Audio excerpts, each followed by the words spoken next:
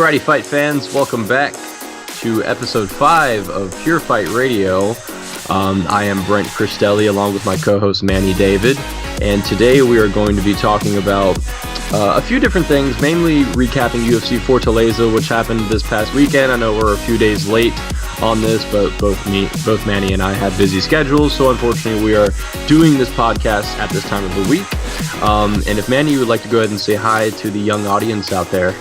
Hi guys, Manny David here. You can find me on youtube.com/CascadeSense if you're interested in fragments-related material, but of course we're talking about fights today. UFC Fortaleza, of course, happened last Saturday, like Brent already stated. A lot of action to talk about. We might as well start off with the top of that card, but also to note, we'll be previewing the O2 card in London come for this Saturday, so definitely stay tuned for that. But for now, we will take a look at what happened to Vitor Belfort. He lost to Kelvin Gastelum via destruction. How did you feel about that? I mean, we really did break down the fights this past weekend, or last week. We broke down the top card of UFC Fortaleza, and I think me, you, and Dylan all predicted the fight to go this way. Vitor Belfort is 100% past his prime. Not just that, but he is past his testosterone replacement therapy as well. We all know that Vitor is a classic juicer. He's a guy who used steroids over the period of his career, TRT. and then the TRT came along a few years back, and that's when Vitor had a resurgence. And I mean, you could definitely make an argument that Vitor might have been one of the scariest fighters ever, just for that period of time. Dude was KOing dudes with head kicks like it was his job. I mean, like it was as if he was getting paid to literally kick people in the head to knock them out, because that was literally what was happening. He knocked out Luke Rockhold with a spinning wheel kick, knocked out Bisping with a head kick, knocked out Dan Henderson with a head kick. Dude was on fire. And then USADA came around, and that put a quick end to Vitor's TRT reign. And ever since then, Vitor, I think, is 0-4. He lost to Chris Weidman in the first round, lost to Jacare in the first round, lost to Mousasi in the first or second round, and now we have another loss to Kelvin Gastelum in the first round. So this is kind of exactly how I expected the fight to go. Vitor had a couple explosions and landed some decent punches here and there, but Kelvin Gastelum's chin is something made of steel and iron. He didn't commit enough, Vitor. He normally would. No, he didn't. Yeah, because back in the day, if he would run at you like that, he was finishing that combo off until you buckled. Yeah, and I don't think he has. Yeah, that too, but he doesn't have the energy to really go forth with that if he knows he's got to compete for 5 rounds. So the last time he exploded on a combination where he went full on and full forth was against Chris Weidman, from my memory, and the dude gassed after the combination happened. So, you kind of have a situation where Vitor can only go so hard at once, or else he will gas himself out. And, he is old. He's 39 years old, not on TRT, so he's not going to have that energy to do it. And Kelvin Gastelum was able to kind of pick his shots and, land really solid combinations throughout. And, he really rocked Vitor Belfort with a left hand, I think, initially. Dropped him, and give credit to Belfort for surviving that barrage of punches, but then, a double 1-2 later, and the lights were out, and Vitor just couldn't take anymore. So Kelvin Gastelum dominates Vitor Belfort in the first round. And like I said, I don't think me or Manny or even Dylan back on the show last week really expected anything different to come out of this. Did you expect anything different, Manny? Nope. I can't say I could, because, of course, Vitor at this day and age, like you said, really can't commit to much without either winning or gassing. So it's just someone with the durability of a young Kelvin Gastelum. I don't think a guy like Gastelum would ever have to adjust to Vitor's power much, at least a non-TRT'd up 39-year-old Vitor. So I really had zero fear in this picking Gastelum. They made this fight, and the immediate inclination I had was maybe I pick Vitor since it's in Fortaleza, Brazil, but it's not like he has the rep he once had, and it's not like he is, the OG TRT tour. So he's a shell of his former self. We saw that. Kelvin, fairly aggressive fighter, likes to move forward, heavy-handed, Decent wrestler. Okay gas tank. For me, he's a massive overachiever in middleweight. He's been picking off guys that otherwise I think would have given him trouble earlier in his career. I'm talking like Tim Kennedy, who wasn't shot from the Gay Jesus fight. And I'm talking Vitor Belfort, who of course is no longer on TRT. I think Gastelum has a tendency to catch guys on bad nights. Honestly, if Johnny Hendricks wasn't so shot from the Robbie Lawler fight, I think that fight could have gone a different way. Because the Hendricks that I saw in those 5-round wars, I still think Kelvin Gastelum struggles with. You know what I'm saying? So I think Gastelum, why not watch him? I just don't think there's like a lot of technical skill there. I know I know he works out at 10th Planet Jiu-Jitsu, and he's fairly solid, and we don't get to see that side of him a lot. Maybe I'd like to see more of that, just because he fights so attritional, and it doesn't look as clean as I'd like a top contender to look. He actually reminds me a lot of Stipe Miocic in the heavyweight division, who I think is that overachieving heavyweight champion, and that's no disrespect to him. That's actually a compliment, because you're largely there due to your heart and your championship mindset, which a lot of these technical fighters seem to lack lately. Obviously Vitor has the skills to be on top. It's just, his age and his heart and his mind aren't there. Overeem kind of threw that fight against Stipe, of course. So that's what I'm saying. It's just like you take a look at the skill set of potential world champions, and I just don't think he's amazing, if that makes any sense.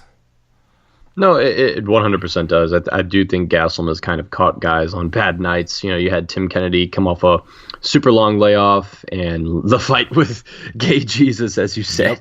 Yep. But you had that, obviously Vitor Belfort coming off of 3 losses in a row, not on TRT anymore, 39 years old. You kind of have a fight where it's almost like if Gastelum doesn't win, there's a problem. So he kind of has caught guys on bad nights. And, Gastelum isn't anything super flashy. He sticks to the basics with his boxing skills and his kickboxing skills. He's a solid wrestler. He's a solid grappler. He's solid all around, and he's got a great chin. So that's going to, help him out throughout as well.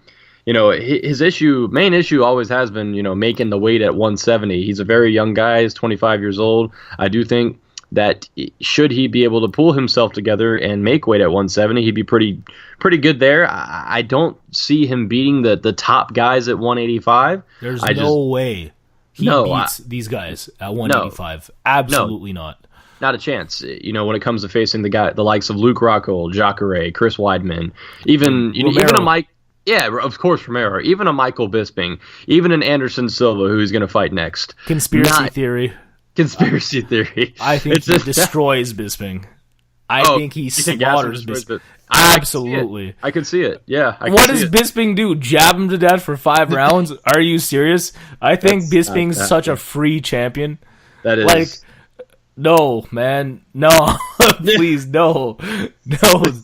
Bisping loses to anybody not named GSP or Dan Henderson, virtually, at this point. Bisping's going to lose at some point, whether it's to GSP or whether it's his next opponent. He's going to lose one of those 2 fights. Gastelum just moves forward too much. No, he Bisping. Does. Yeah, 100%. He does. Bisping, does well against guys who sit back and don't really commit to anything or push forward. Once somebody puts the pressure on Bisping, that's where he struggles a lot. He does not like aggressive fighters. Sure, dude is a counterpuncher.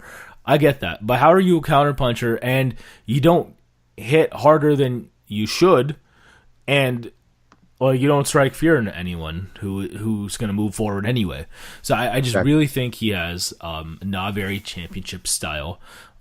He was hungry. He was able to steal fight versus Anderson Silva past his prime, who still should have got that fight. And he caught an overzealous Luke Rockhold on a certain night, and that really still stings for me just because I'm one of the guys who really doesn't get too caught up in the storylines. I'd just rather see the best fighters win. And obviously, we know if you ran that fight in a simulator, as far as skill set and physique and camp, Luke Rockhold should win that fight 10 out of 10 times. Easily. No doubt about it. We saw what happens when both guys are at 100%. Luke Rockhold, like, he ate that ass. Not ate that ass. He, like, ate that ass. So, like, do you know what I mean? It's just like, oh, absolutely. God. You know, Michael... Oh, God. Phone's ringing. Sorry, guys. Michael Bisping is 100% a... kind of a paper champion, in my opinion. You know, he like we have stated before, we've stated on multiple episodes already, our opinion on Michael Bisping. You know, he, like you just said, he caught Luke Rockhold on a really bad night. He barely beat Anderson Silva, probably shouldn't have. And, you know, he defeated Dan Henderson, a very over-the-hill Dan Henderson. Yeah. You know, good for him. But, you know, and, you know, if he beats GSP, also good for him. You beat the 170-pound champion when he used to be a 205er. Congratulations. And especially because GSP is coming back after 3.5 years of not fighting. Yeah, so and he more than arguably lost that fight. Exactly, so, the fight, his last fight. Yeah, for just sure. Like, I have a problem with a guy being a champion and he hasn't faced Jacare or Romero. You know what I'm saying? Or Mousasi. Anybody. Literally any of those top 5 guys right there. Anybody. That's insane. That's like unfortunate. When his first title defense, and I had never seen the Bisping-Henderson fight, and I watched it, the second one. I watched it last night, actually, and it caught my eye something. I was looking at the scoreboard, the way regular sports have the scoreboard, the way the UFC has it on the bottom with Bisping and, you know, the round number, the time going on and everything like that. And it had Bisping as champion, and then Dan Henderson was the number 13th ranked middleweight. And that really speaks to me, like, this guy's first title defense is against whether or not he wants revenge. And, you know, this is the last chance he can get revenge, quote unquote, for his loss against Dan Henderson. You know, move on. You know, we all know you could probably beat Dan Henderson, so there's no point in getting a rematch at this point when Dan's almost 50 years old, yet they still put it together. And once again, this is one of those things where it's both Bisping's and the UFC's fault, where Michael Bisping is clamoring for these fights. He's really reaching out, trying to get these fights, and the UFC is like, you know what? Sure, let's go ahead and do it. So making all of us hardcores a little angry. We're also hardcores for the sake of the word sport. But obviously casuals don't want to see a sport because this is freak show fighting to them to a certain extent. But, you know, they could be fans of the NFL, the NBA, or other sports in which the best actually fight the best. But when it comes to fights, obviously they want to be emotionally invested. Especially for North Americans, it's easy to be emotionally invested when the guys, number one, speak English. So Romero, you know, he's not that marketable to us. Neither is Jacare, as great as they are. Rockhold sadly messed up. Mousasi is super quiet and doesn't try a lot. Dan Henderson is Captain America. So it's just like, of course they're going to put that fight up. And that's unfortunate, like you said, but what can you do? But obviously, you know, now we have more just useless fighting. We have Anderson Silva announced as the main event in UFC 212 versus Kelvin Gastelum. Not the main event, sorry, the co-main event. And obviously Gastelum's going to beat Anderson Silva too. This is a guy he should most definitely take down, because why should he get caught in a triangle or anything? He trained under Eddie Bravo. Anderson Silva's takedown defense, I mean, it was on display in his last fight, but Gastelum's, you know, that much more aggressive and arguably a way better wrestler than Derek Brunson. So he's more technical too. Yeah, so I expect Gastelum to TKO him like in round 2 or something. Is that fair? Yeah, that is fair. I hope you're wrong, and I hope I'm wrong too, because I'm going to have the same. I'm actually going to say Gastelum wins the decision. I don't think he's going to. I mean, he might be able to TKO him for sure. It is a 3-round fight, so yes. You're right. It could happen.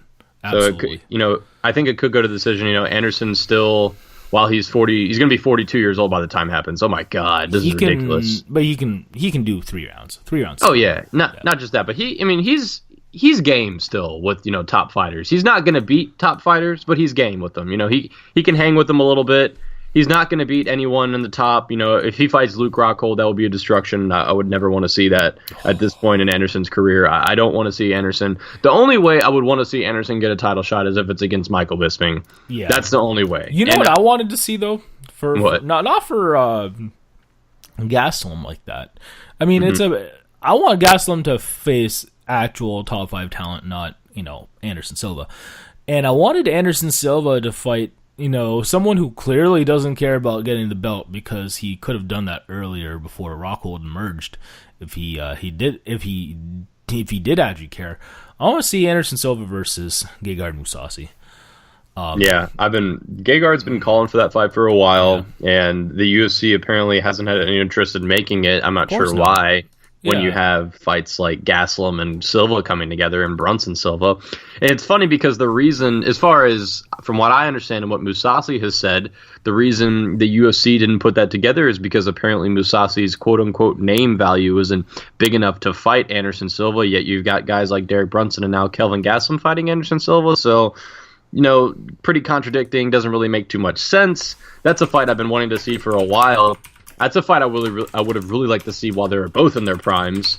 Mousasi is still, I would, definitely make an argument. Mousasi is still in his prime, 100%. And, Anderson's obviously past his prime, so that's not a fight I'm as interested in seeing now. But that is still a fight I would love to see.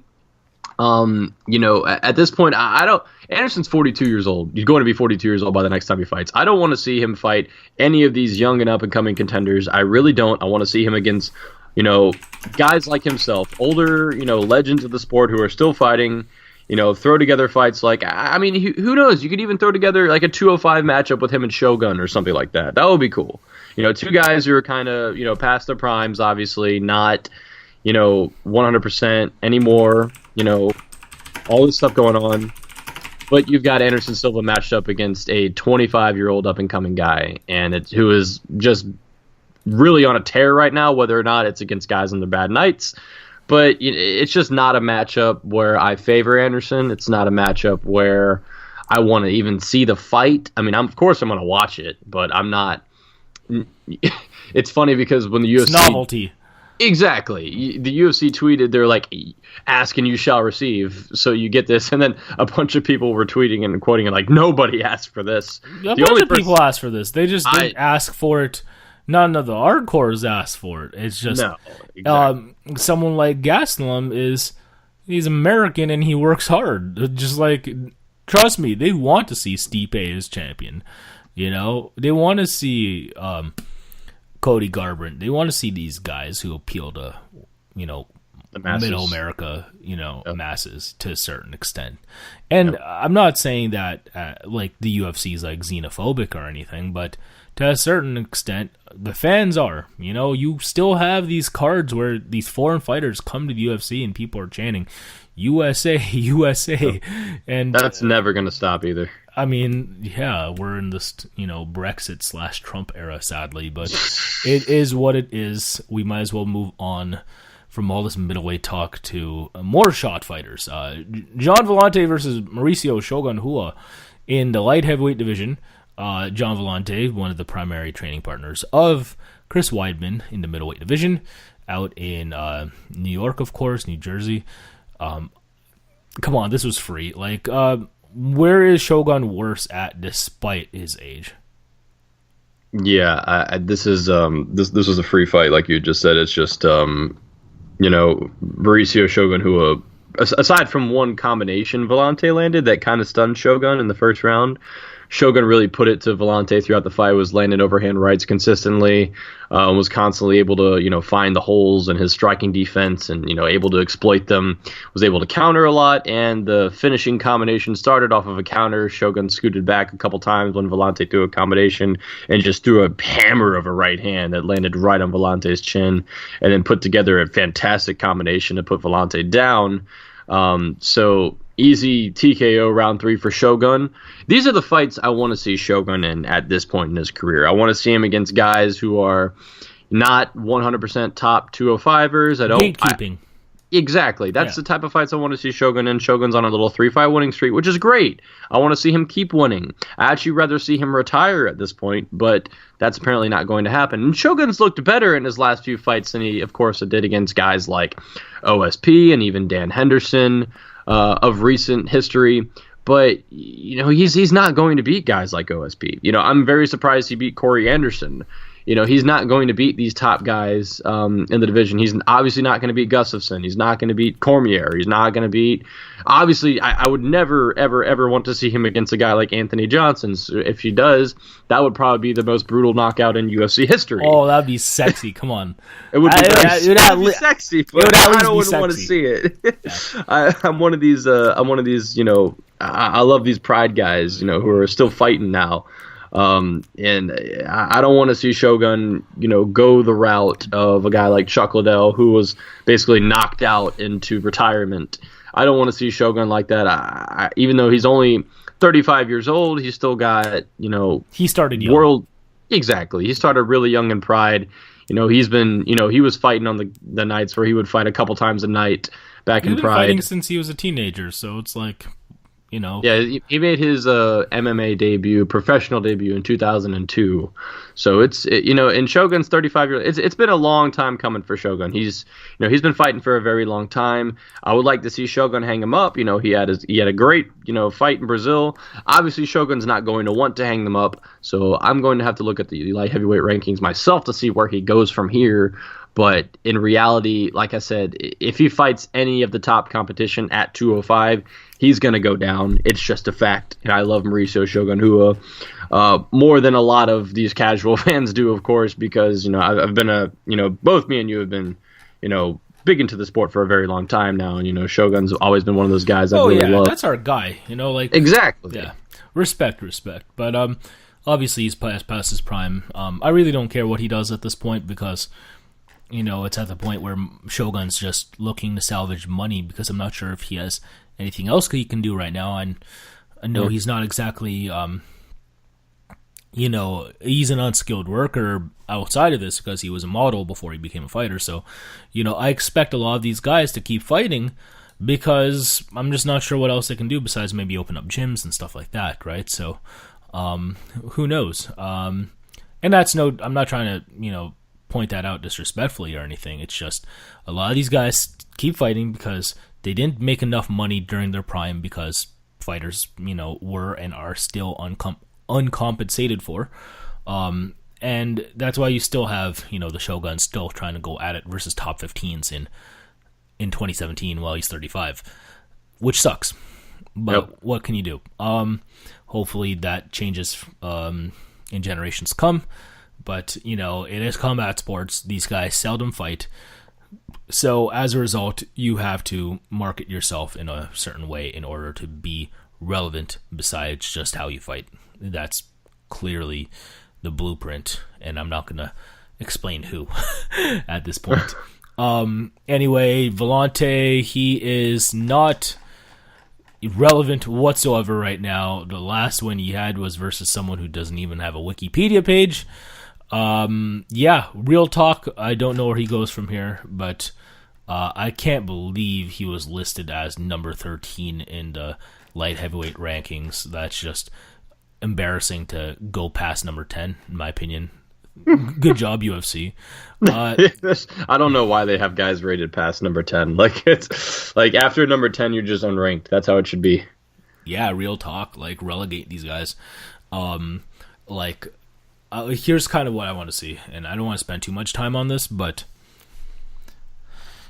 I wish that the UFC was kind of like when we were first covering it, where you'd have cards no more than twice a month, no more, and you would see guys who are typical mainstays in the UFC, but other guys who kind of came in randomly could get cut at any time. Mm-hmm. And there's a certain level of prestige there, despite the talent level being lower than it is right now. The talent level is still kind of low, but it is higher now. And with these quote-unquote official rankings, I think it's easier to retain talent in such a way. So maybe you have top 10, maybe top 15 guys. I think that if you're like 11 to 15 or lower, like you lose a fight, and if you lost someone else out of that top 15, like the loser should like not fight there anymore. Like the reason for this fat roster in UFC is so that there is quote unquote more MMA to be shown, right? So right. It's oversaturation. Doesn't make them more money somehow. Yeah, it is. But let's be real. A lot of these people who show up to these cards are now showing up for like the 1, 2, or 3 fights. Back in the day, you would watch a UFC card and you would watch the whole card because that's what MMA gave you at the time, was value, because they made super good matches. Mm-hmm. The matchmaking was on point, and they wanted to give everyone their bang for buck. Like nowadays, like X amount of fighters are fighting, and you're like, these guys are in the UFC, seriously? So I don't know about you, but I'd want to see less saturation of at least the top level in the UFC. No, I agree. I'm right there with you. I would really, because when I was younger, when I was getting into the sport, I would watch cards from bottom to top. And the only way I would do that now is if there was a card like UFC 200, where we had, guys like, Gegard Mousasi fighting on the Fight Pass card. That's the only way I would really watch a card from bottom to top now, because you really just kind of do have filler fights in at the bottom of the cards, just so you can have an undercard, just so you can have a Fight Pass card, and so you can have fights on the FS1 prelims. And these fights that are happening are just, most of them are very, yeah, exactly. They're uninteresting. They're not, unless it's a big card like UFC 205 or 200 or 196 or whenever a lot of these recent very good cards that they put together. Filler cards like UFC 204 last year. I obviously didn't really care too much to watch the undercard. There was a couple guys I like to watch on there, and a couple prospects that the UFC had. But when these prospects lose, typically they're given like one fight, and then that's that. Then they get knocked out of the UFC. And they don't really distinguish the top guys from the bottom guys. They just kind of throw fights together on the undercard, and like you said, it really is oversaturation of these guys and oversaturation of fighters where I'm not going to really pay attention. Like for instance, for Fortaleza, I recorded the fights. I did not get a chance to watch the fights live. So when I recorded them, I only watched the top 3 fights because that's the only ones I cared about. I didn't really care about the rest of the fights. And it's just because these matches that they're making, it's kind of like, if a fighter wins, does he really have anywhere to go from there? Once Ray Borg beats, Formiga, which he did, where does he go from there? Does he eventually fight, Demetrius Johnson? Could he propose a challenge to him? Probably not. But that's just, I'm not interested in those type of fights. The main fights I'm interested in, of course, are fights with guys with names and guys who I legitimately see proposing a threat to the title. Aside from that, you got guys in the undercard like Joe Soto and Hani Yahya who don't have much of a fan base. And, aside from Joe Soto challenging for the title one time because of a late replacement, there's really no point in me watching that fight, because what is the point? Where does each fighter go from there? If Joe Soto wins, does he get closer to a title shot? No, of course he doesn't. If Hani Yahya wins, does he get closer to a title shot? No. So with all of that going on, it's like, why should I even watch this fight? Give me a reason to watch the undercard fights. You know what I'm saying? Yeah, besides them potentially being good fights. Absolutely. And, there's just too much to watch as a combat sports fan, despite this stuff happening not so often. And just too much that happen. There's too much happening in sports in general. It's nice that the UFC is patronizing these guys in such a way, but at the end of the day, are the fans really happy? So that's the casual fans are. Know that. I mean, they're only happy because they're seeing novelty main events, but minus that, they don't care about this stuff either. No, they don't. You've seen the because before the Conor McGregors and the Ronda Rouseys, we would have back in like 2009, 10, so on and so forth.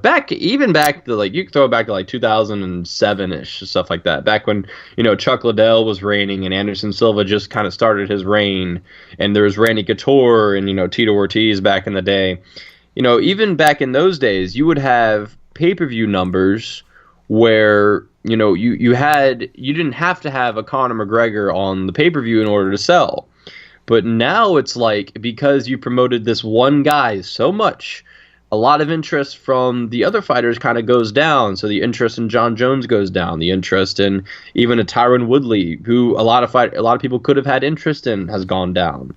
So, you see these main events, in these pay-per-views where the pay-per-view numbers aren't that good compared to these incredible ones that had draw like over 1 million buys, which is great. But then back in the day, you would have consistent pay-per-view numbers of at least like 500,000 pay-per-view buys, for solid main events and solid fights. And then they put together a little bit better cards, and then they got more. And, so on and so forth. There's no denying that someone like McGregor warrants more pay-per-view money. For sure. But here's the thing.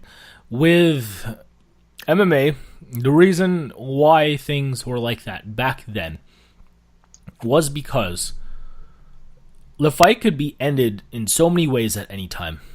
So if you're not going to see a really attritional match where there's so much time that's being expended, so people are being able to see more, quote unquote, get more for their money's worth at the same time, at least if, the first fight of the prelims ended in like a first round knockout, you have X amount of other good fights for people to watch. Right. Versus like boxing, where most good fights go to the scorecards. Mm-hmm. And in boxing, fights last 36 minutes if that's the case. So people are going to get their money's worth with that, right? Because there's a lot of time there. Right. MMA, though, like, sometimes decisions aren't the greatest. Mm-hmm. But as a result, that's why you have a lot of other fights to where there might be other good decisions, or there might be other good knockouts. Or maybe there's an early knockout and you're like super disappointed with not being able to see that much. You thought you're going to go there for like a night out and boom, guy gets dropped in the first round. Boom, you're going home 30 minutes later. Exactly. Like, save that happen in boxing. At least in MMA, you're going to see X amount of more fights because more fights typically transpire within the night because the fight format's shorter, but the fights are also typically shorter because guys can find way more ways to win, which is exciting, yes. But, sometimes it's just like, wow, I paid like X amount of dollars to see my favorite fighter, win in 13 seconds. Was it really that worth it? Blah, blah, blah, blah, blah. So, yeah, MMA like has stereotypically had a lot of fights in a lot of good fights in a card just in case bull happened, there's higher potential for more to see per se, you know? And that was the appeal for us. Right nowadays, which I could not so much. Nowadays, not so much. Yeah, which I could definitely appreciate. But then when you've got, for instance, like UFC 194, of course, the main event ended in 13 seconds. A lot of people will probably, I'm sure a bunch of Conor McGregor fans were super happy, which is most of the people who watched the fight. But, people like myself who may not have been rooting for Conor McGregor, not just that, but just wanting to see a dope main event because they didn't really care who wins, we got 13 seconds of action. Like, damn. A lot of casuals who aren't quote-unquote McGregor fans felt the same way, too. They're like, wow, people actually, got dressed up in their Affliction shirts and their Spice Bomb to go outside and, go to these B-dubs just to watch this fight. Yeah, and that's in 13 seconds. I mean, there was some other fights. I remember Chris Weidman and Luke Rockhold was on that card as well. So it was a good card. You had Yoel Romero and Jacare on that card too. It was a good card. But, a lot of people might not have watched for those fights. For instance, if you do have kind of a casual fan coming specifically to watch Conor McGregor versus Jose Aldo and the fight ends in 13 seconds. And like, oh, wow, that was disappointing. But that is why you do have the other fights, as long as they mean something, though. Because if you have a main card full of fights that people do not care about, or, fights that aren't going to necessarily take one fighter somewhere else, just kind of have filler fights on the main card, which has happened in the past, and then the main event does last 30 seconds, it just kind of leaves a sour taste in your mouth. Yep. Can't disagree with that. That's pretty much it. You already mentioned Ray Borg beating Juicer Formiga. He was the busier of the two fighters, in at least 2 of the rounds. Marion Renault beat Betch Correia. Not beat, it was a draw. And then Alex Oliveira over Tim Means. We didn't see this coming. That was cool. No. Yeah, that was cool. Alex Oliveira technically is better everywhere than Tim Means. Tim Means, to me, is another one of those overachievers who kind of got there on heart. Actually, he is quite tall. And, durability. But seeing the Gaucho get it done is pretty cool. So I don't know where Oliveira goes from here, but he is on, minus the illegal knees in their first fight, he's on a 3-fight win streak. And he's beat some decent names. He beat Will Brooks, damn. He did. Yeah, so that's... I know he missed weight for that fight, but that's still a good win. Yeah, Will Brooks is nuts. So, let's see. What does he do now, Alex Oliveira? I mean, Alex Oliveira is probably in the top 10 or top 15 at least with this win. Yeah, I would assume so. Most likely. I mean, He's only lost to Gilbert Burns. Yeah. He's only lost to Gilbert Burns and Don Cerrone, so that's okay for me. Yeah, not bad. And, considering the streak he's kind of on, he's a talented guy. It's definitely in the top 15. He's pretty exciting, and I would have loved to have seen him if this guy wasn't already, if what's it called? I would have loved to see him versus like Barboza back in the day. I think that would have been cool. Because Oliveira can make lightweight. I think that would have been a fun fight in Brazil maybe a couple years back, but obviously there are different weight divisions now. But I want to see him in fun fights. For sure. I don't know if he has the stuff to beat, the upper echelon of the lightweight division. So, right. Speaking of Edson Barboza, we did not get to touch on this, but he landed an incredible flying knee KO against Beneil Dariush. Yes. How could we forget? That was the third fight. I kind of glossed over it just because it was such a body bag that we were talking about so many body bags that just kind of just slipped my mind. But Barboza, oh man. Dariush is a solid fighter. He's fairly well rounded. Obviously, he wanted to bring that to the ground. Got kneed in an exchange, so and trying to get the fight to the ground. Exactly. So yeah, that's insane. Barboza's timing impeccable. I do have a problem with how Barboza fights though. His hands suck. They just do. Not a very good counterpuncher. He throws a lack of volume, and he is hittable. And he throws a lack of volume too. So it's just oh gosh, he's so reliant on finishing, if not really skin-tight, close decisions to a certain extent. He's won 4 decisions in his last 8 fights, and those are fights where the other guy looked quote-unquote more aggressive, and he's lucky that he has natural-born power to be able to fight in such a way where he doesn't have to be too attritional.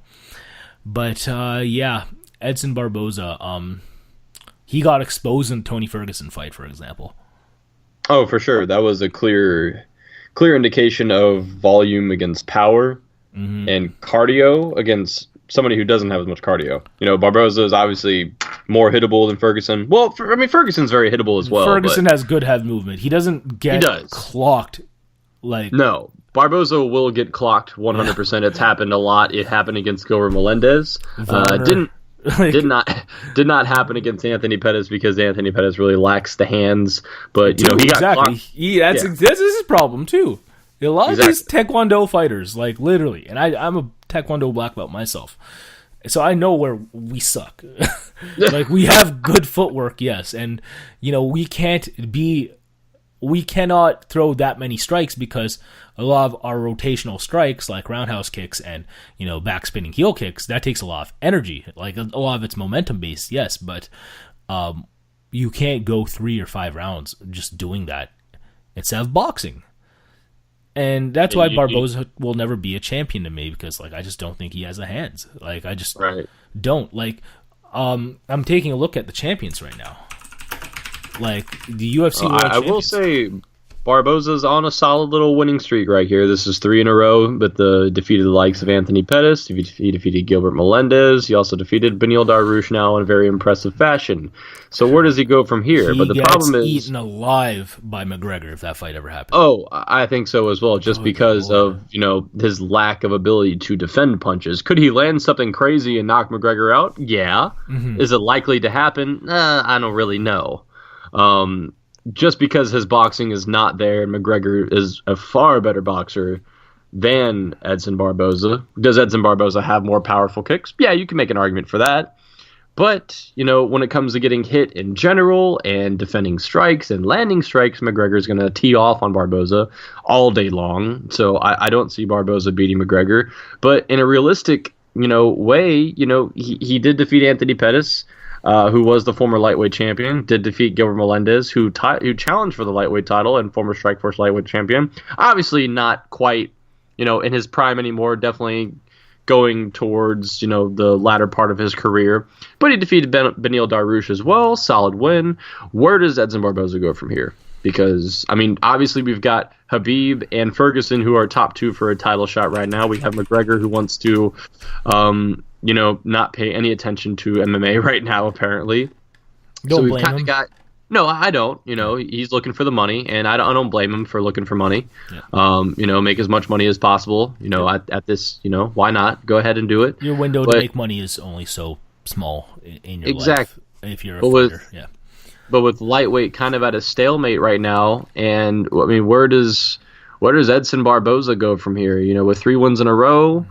Does he maybe, I don't know. Eddie Alvarez is occupied against Dustin Poirier. Tony Ferguson and Khabib will hopefully eventually fight.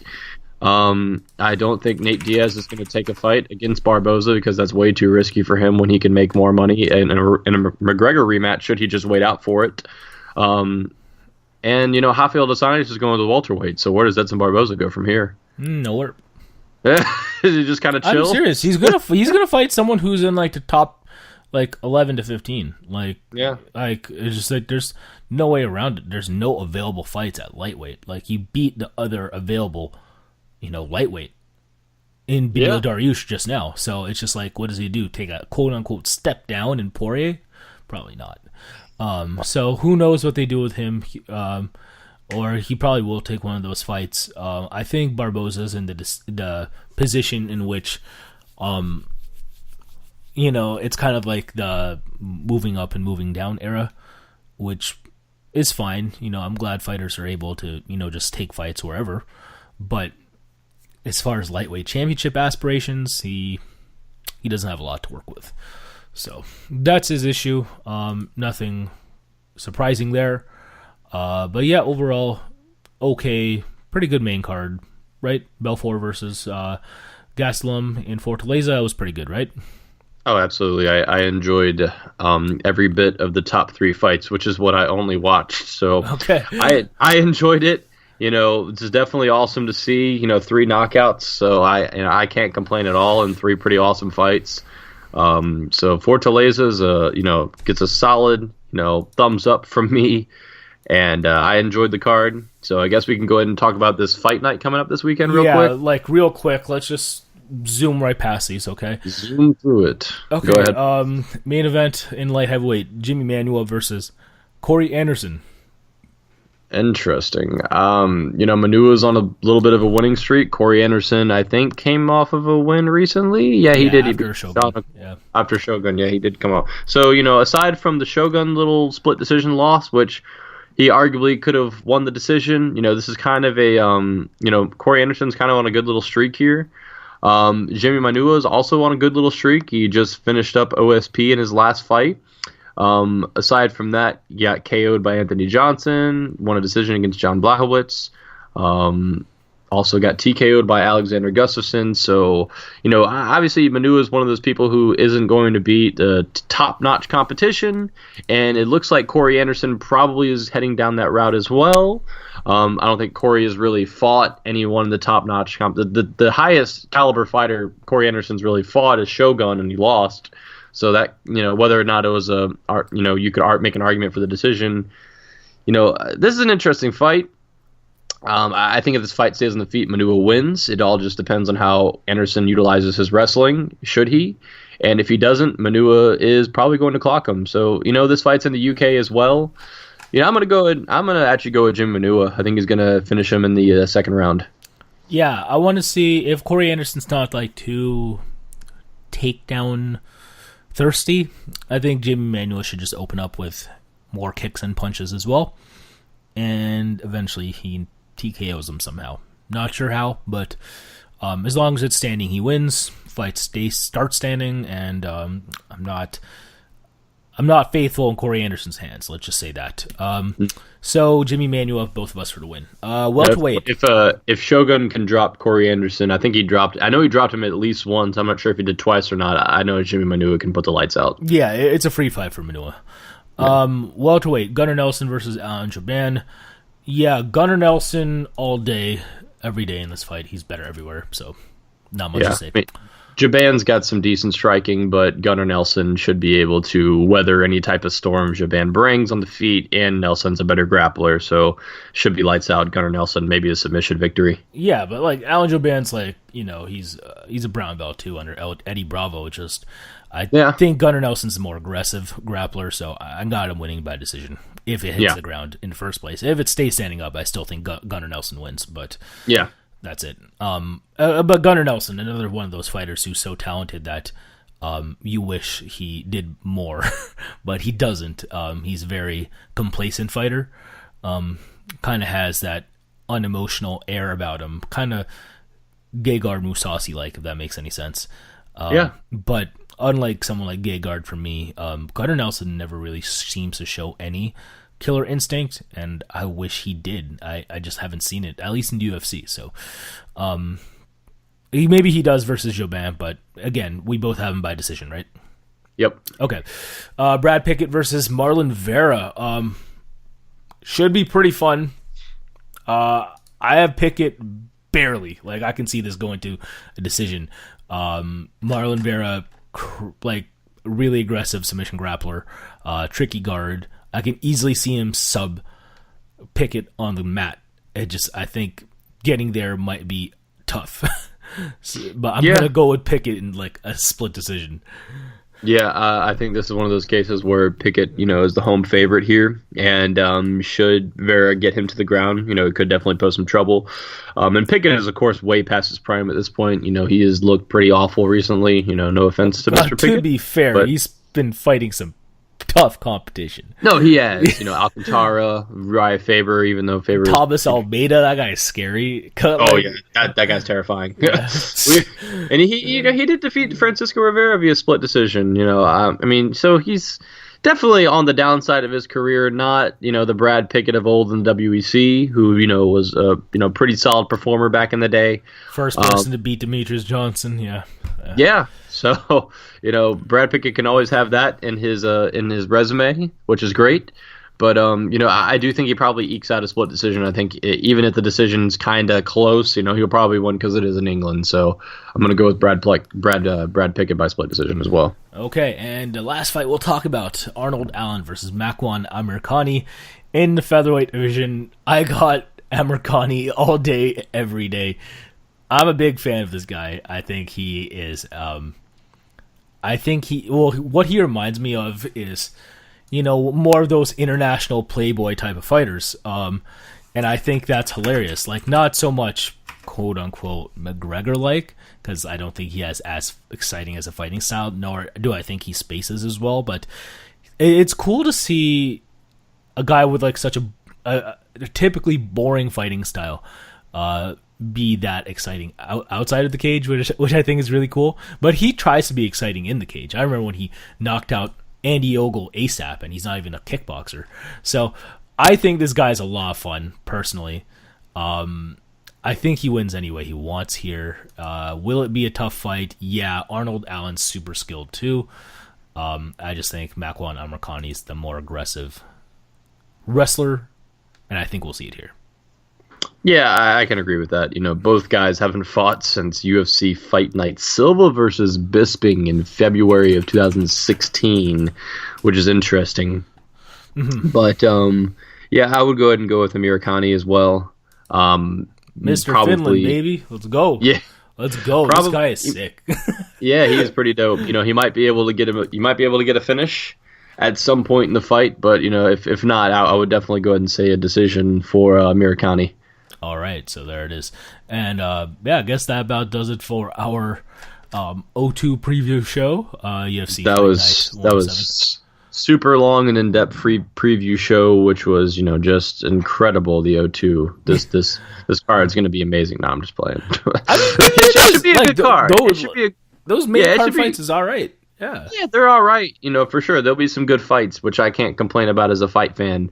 But in terms of how we kind of view things, go, yeah, exactly where they go from here. Aside from like Gunnar Nelson, aside from the top two fights, there really isn't too much to play with here. I actually think, believe it or not, I think the featherweight fight is actually kind of instrumental. Really? Yeah, because let's be real, featherweight's kind of in the standstill too. Yeah, it is to a certain extent, for sure. And these guys are undefeated in UFC, both of them. They could make something out of them, but I just feel like it's almost like if they wanted to try to do something with these guys, they would have done something before over a year. Yeah, absolutely. I think part of why it's happening now is because they're European, so this is really convenient for them to fight over there. And we know that UFC ain't paying for these guys' flights to Vegas and stuff. So, you know what I'm saying? I feel like why these guys haven't fought sooner versus each other or anyone else is because, UFC is cheap with the saturation of talent, So, and of course, since UFC is cheap, these fighters are cheap because they can't afford to, just take fights out everywhere. What happens if you take an L in Las Vegas? Mm-hmm. You spent money for your flight to get yourself and your camp over there, and you're probably going to have to rehab, and you don't have a win bonus.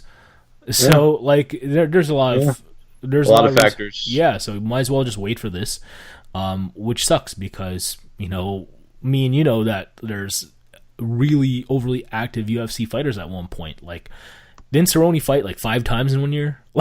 Yeah, probably more. Yeah, so that's what we're saying. Yeah, so it is you are at a disadvantage, being from elsewhere. The majority of fights are in USA, so that kind of sucks. But yeah, that's pretty much it, right? Yeah, it's kind of crazy. Lena Landsberg was headlining a UFC not too long ago against Cyborg, and now she has the first fight on the undercard. Whatever. Whatever. Yeah, come on. And I don't want to downplay women's MMA, but there's not a lot of talent there. Lena Landsberg's a tough chick, though. But she is. All the respect to her. Sure. Yeah. But to be fair, if she just fought, homegirl, I hope she beats this other chick who has no Wikipedia page. So we'll see. Yeah. Yeah. Who else was on this card? I mean, Joe Duffy's on the card against Madadi. That should be a pretty decent fight. Yeah, but it's again, like you said, one that is. Where do they go from here? Yeah. Great. I mean, it's gonna be a good fight. Don't get me wrong, but yeah, who knows? Who knows? I'm happy that one's happening because both those guys are coming off wins, and it makes a lot of sense to happen. Again, both are European fighters, so why not make the fight happen over there? It's good. Yep, I agree. I mean, that's about it, guys. I don't think there's really too much else to talk about. One of these shows, when there's nothing to talk about, we'll come on here and just have some type of crazy topics we can talk about and explain some real stuff to you MMA fans who are listening out there, so we can talk some good stuff one of these days. But for now, we broke down Fortaleza. A little brief preview of the O2 card happening this weekend. After this, we've got UFC 210, which is happening April 8th, 2017. So that's not for a few weeks. So, we might be able to come up with some, quality topic until then. But until then, we will see you guys next week. obviously there's nothing else to talk about today, so I will go ahead and put our links in the bottom of the description for this video on YouTube, because, of course, that is where we are doing our podcast now, or it should almost be called a tubecast at this point. Unfortunately, SoundCloud will charge us, and we do not have the funds to do that. We do, but we just don't want to spend the money. We're cheap. But So basically... So we've got, obviously broke down Fortaleza and the O2 card. You can catch Pure Fight Radio on Twitter. Please do follow us. I'll once again put all the links in the description, but we're at Pure Fight Radio on Twitter. Please do give us a follow. You can see all of our information there. The Facebook page will be up soon. And please do subscribe to this channel on YouTube. It would be greatly appreciated if you could also like the video. That would be fantastic. You can also find me at Twitter at bcristelli11. Also find me on YouTube at youtube.com/bcmvp11. And that, of course, will, that whole YouTube page will come to a full... It'll be full very soon. Don't you worry about it, folks. But Manny, go ahead and let the young folks out there know where they can find you. Yeah, again, you can find me at youtube.com/CascadeSense. I'd really appreciate that, where I talk about fragrance-related content. That channel is growing by the day, so I really appreciate all the support I can get from anyone. And I'd really appreciate it if you would stop by. Also, you can find me at twitter.com/TheMannyDavid, so at TheMannyDavid. I'll leave that in the description below, like Brent said, and as well, my Instagram is the same thing too, at TheMannyDavid too. So you know where to find us now, and that's pretty much it. So thank you, and we'll see you next week after Jimmy Manuwa versus Corey Anderson, UFC Fight Night 107 in the O2. Hope you guys enjoyed the show. Yeah, I hope you guys enjoyed the show. Show, should I say? And you guys have a wonderful evening. And we hope to see you guys next week. Thank you so much. Take care, guys. Peace out. Bye.